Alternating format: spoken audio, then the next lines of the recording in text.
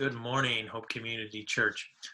You know, one of the questions I've been asked a lot lately is, Pastor, do you believe we are living in the last days? And my answer depends on what do you mean by that. And let me pull up a passage here, Acts chapter 2. I'll share my screen with you. Acts chapter 2. And I want you to see right here, Peter is going to speak.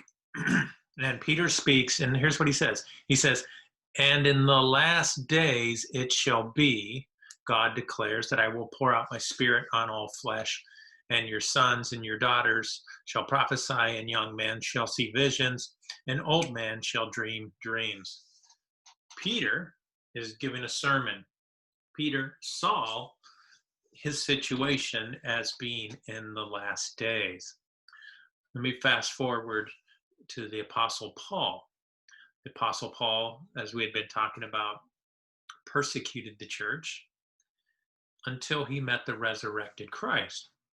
Now, when he met the resurrected Christ, that changed everything.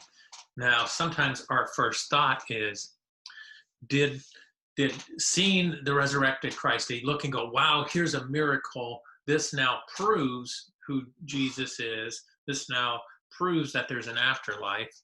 Well, partially.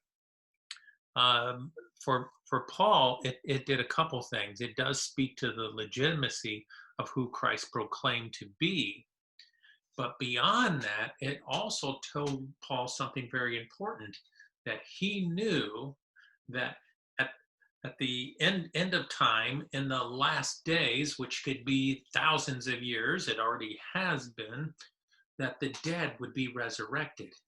And so when Paul, and if you go through all his teachings, he talks about the life, the death, burial, and resurrection of Christ. He actually focuses a lot on the cross and the death and the resurrection.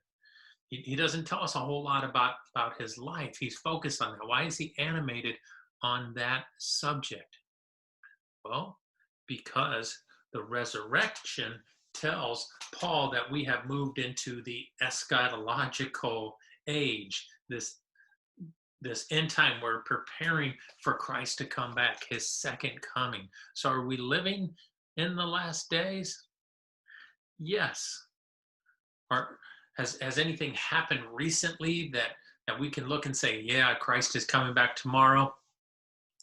I don't think so.